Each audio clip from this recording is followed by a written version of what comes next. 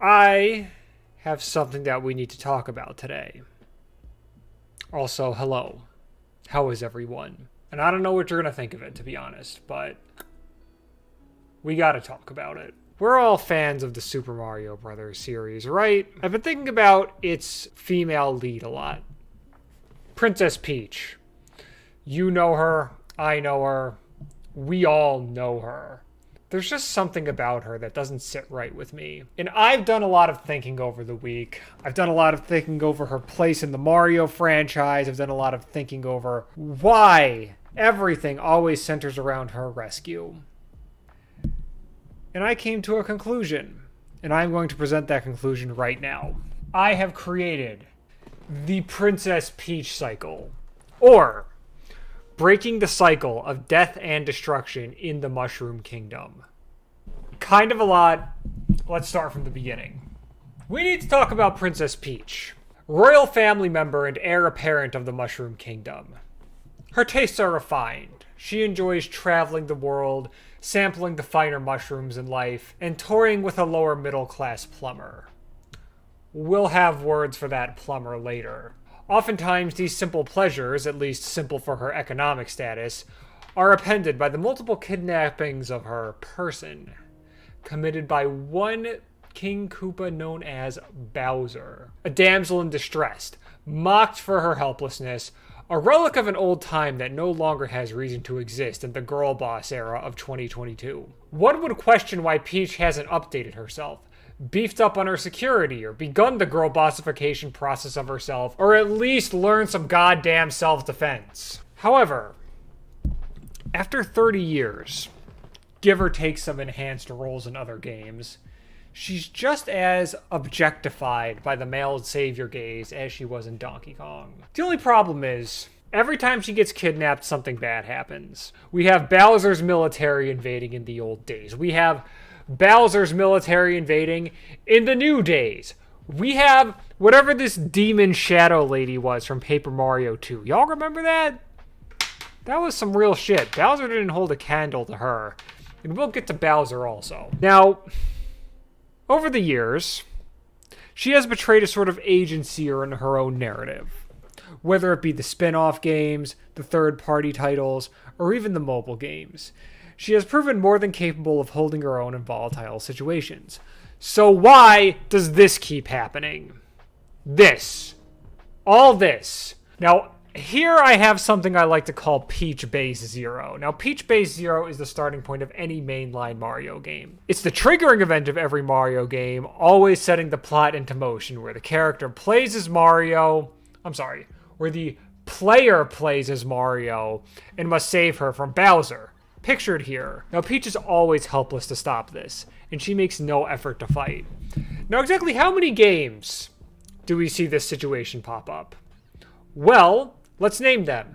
Donkey Kong, Super Mario Brothers, Super Mario Brothers 3, Super Mario Brothers The Lost Levels, Super Mario World, Super Mario 64, Super Mario Sunshine, Super Mario Galaxy, Super Mario Galaxy 2, Super Mario Maker, Super Mario Maker 2, Super Mario Odyssey. All of the central plots revolve around Peach's kidnapping, and only one of them isn't by Bowser. But hold on. You look at this, and I personally have some questions. Now, I originally was going to make this presentation about Peach has to hide her power level as a woman in a male-dominated industry until I realized that this went way deeper than that. But let's look at all the exhibits that shows Peach is much more than a damsel in distress. Because this is not adding up. Exhibit A, Super Smash Bros. In the current meta of Super Smash Bros. Ultimate, Peach is regarded as an A-tier character. Of the other Mario characters in Super Smash Bros., she has a +1 matchup rating against Bowser, Piranha Plant, Rosalina, Luigi, and Donkey Kong. And she even has a 1.5 matchup rating against Bowser Jr. She even has an even matchup against Mario, who is supposed to be her savior. Then why are they equals all the time? On launch, you could even argue she was the best character in Ultimate. She needed nerfs so other characters needed to be able to fight. Now, Exhibit B. Going back to the Mario side content that I brought up a little earlier. Specifically games like Super Mario Bros. 2 and Super Mario 3D World. In these games, Peach is actually no longer the damsel, and she joins the crew. Not only does she join the crew, but she has the power to float. Do you know what it's like to have the power to float in a platforming game? It's basically easy mode. So if playing as Peach makes this easy mode, what does that say about her capability? And then the big thing, she beats Bowser in 3D World. She beats Bowser in 3D World, the guy that keeps kidnapping her. You guys see the problem here, right? Exhibit C, Mario Party. I think the less we talk about Mario Party, the better. Peach could stop the madness anytime, but she doesn't. She lets herself get kidnapped, she lets her kingdom fall into chaos, and she lets a wholly unremarkable plumber save her. So what's the deal?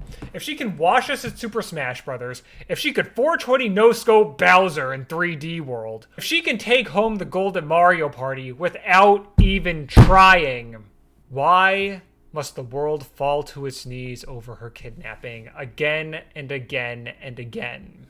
Well, to talk about that, we need to ask another question. Why do the rich need dominatrixes? Before I go on, this is PG-13. Anyone can watch this stream. And the thing is, Peach is a character in a kid's game. She was not coded to have, you know, at least I would hope not. This is emotional masochism. And that just blows this whole thing right into...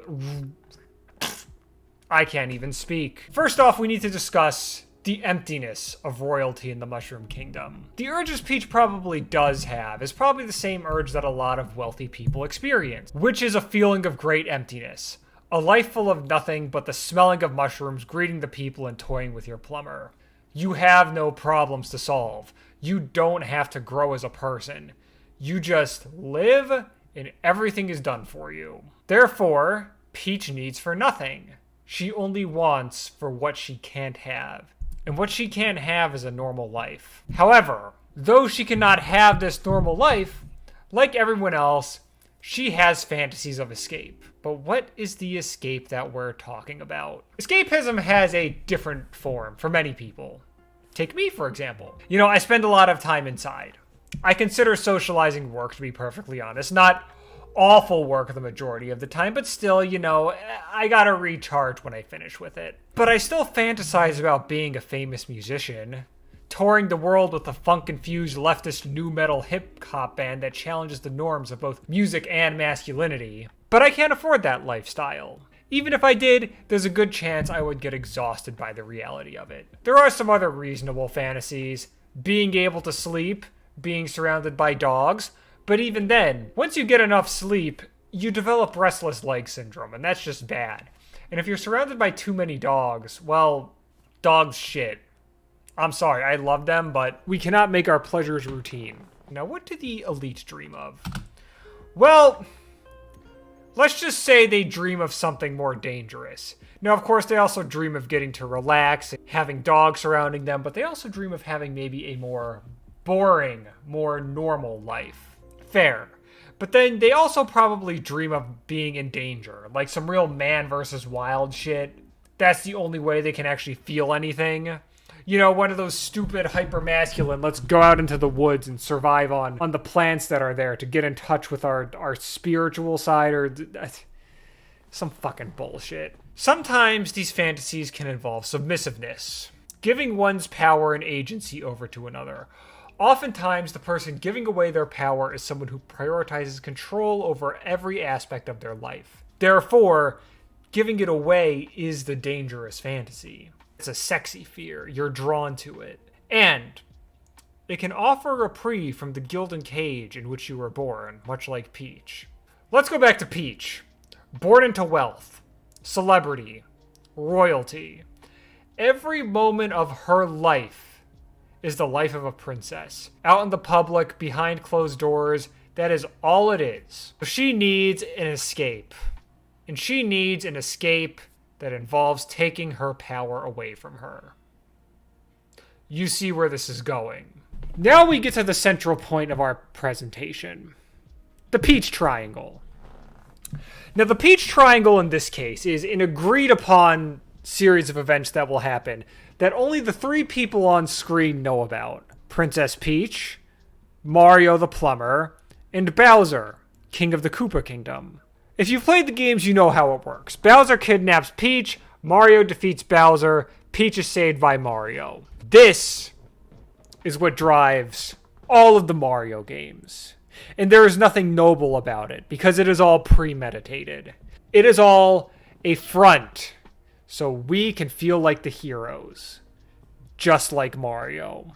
But to really get into the function of the Peach Triangle, we need to discuss the two other members of it, even though this project will be mainly focused on Peach. So let's talk about Bowser for a second. Now, if any character in the modern day and age exemplifies traditional toxic masculinity, it's Bowser. Look at the architecture of his castle. Look at the way he presents himself. Look at the way he speaks. This Koopa is terrified of feeling anything other than anger. A Koopa for whom moments of levity actually cause him pain. Much like the object of his affection, he has wealth and he has power. And much like that object, he is a prisoner of that power. He gets a lot from kidnapping Peach, even if the two of them both agree this isn't an actual kidnapping. Now we need to talk about Mario. Mario, a lower middle class plumber and a class trader. Mario believes that the system that oppresses him will lift him up. However, I suspect a certain bitterness and resentment has welled up in him because he has given so much of his life, so much of his labor, so much of his money to this system, and he only was able to get lifted up through it the moment he met Peach. Mario forsakes his working class roots. Mario wants to be a part of this triangle, and because of that, he is full of hate and resentment and a possible sociopath. So, we have a woman who needs to be kidnapped to feel alive, a Koopa who needs to kidnap someone to feel alive, and a man who needs to rescue someone so that he may feel not only alive, but important. You see where this is going. Throughout every game, the Peach Triangle is a premeditated, pre-approved affair. It is all in service for the fantasy of the Peach Triangle. The Peach Triangle has driven every single Mario game from Super Mario Bros. All the way up to Odyssey. And you know what? That means every game we've been playing is a lie. We were told we were saving the princess. We were told we were saving the kingdom. We were not told that we were chess pieces in this awful game that this wealthy elite play with each other, that this class trader takes a part in. And yet here we are, 30 years later, none the wiser. Now, the thing is, these types of relationships exist in the real world, right? And honestly, we all do what we have to do to get through this world. Some people like to roleplay a little harder. And you know what? In a lot of other situations, I would say more power to you. Because you know what? I don't kink shame. And truly, if these three existed in a vacuum, I would not kink shame them in any way. But the problem is, this relationship does not exist in a vacuum. Whenever Bowser kidnaps Peach, whenever Mario has to defeat Bowser, whenever Peach gets saved by Mario, whenever these three decide this is what they're going to do, chaos emerges. Millions dead. Worlds destroyed. Demons arisen from the earth. Every time Peach decides she needs to get kidnapped so she can feel good about herself, to put up this lie for us and the gamers, this happens. We are all puppets. We are all victims from a fantasy that rich people need to survive.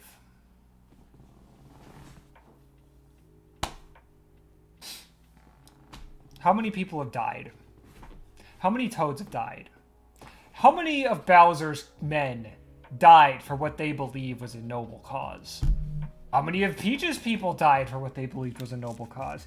How many people worship Mario as a hero? It's fucking disgusting. Where do we start?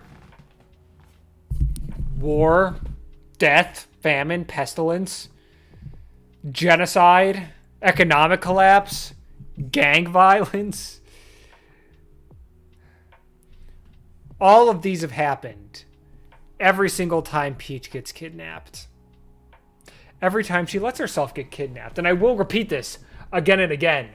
They all know this is happening. They have no interest in keeping their countries afloat. And they don't care.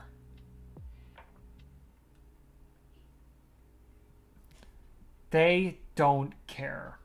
And you know what? I don't like to blame the woman because women have it hard. But Peach is a rich white woman. She is afforded privileges that the majority of us will never experience in our lifetime at all. We need to hold her accountable because all of these games, all of these war crimes are started when she gets kidnapped. And as the one with the least agency on the surface, she's the one who controls when she gets kidnapped. 100%. So, this next bit is for Peach and for Peach only. But I want everyone to listen. I think it's important. Peach. You may find this video at some point. Follow Dirt Clean Man on YouTube for more information. And if you're watching this, we get it. I get it. You didn't ask to be born into this world. And honestly, if I were born in your shoes, I would probably act the same way. I would probably demand that a ruling monarch of another kingdom kidnap me just so I could feel something. We all hate you. And we all hate you because you just want a little bit of escape. But we also hate you because you live your life carefree of where the next paycheck will come from. You live your life carefree of where the country is going. You live your life carefree of everything. You just exist. Nothing driving you. Nothing that gets you going. It's empty. And that emptiness can breed nihilism. And that nihilism is deep. And when the people hate you for it, it just makes you resent them. No one benefits from that. But things matter. Family matters. Friends matter. Anything matters. And the thing is, I would be on your side. I would be on your side if you do not tear down your own kingdom to do it. Is that worth it? And don't answer this question out loud. Just think about it. Think about it. Is it really worth it? Because I can see there is good in you. Somewhere deep down in that burnt out silicon plastic heart of yours, there's good. But I just can't believe you're going to stop. Too many wars. Too many deaths. Too many wasted resources. We have to take matters into our own hands. We need to do something about you and your friends. And it's getting to the point where we have to mobilize. And you can stop us. But the only way you could stop us is by stopping this game. For the people watching. There are 3 things off the top of my head that we can do to deal with this. Refuse to fight in their war.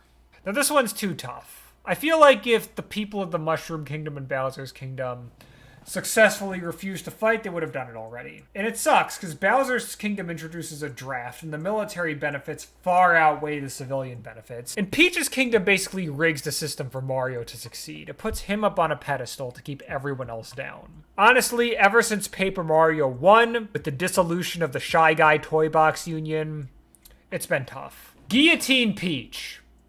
And Bowser and Mario. On the surface, yes. Right?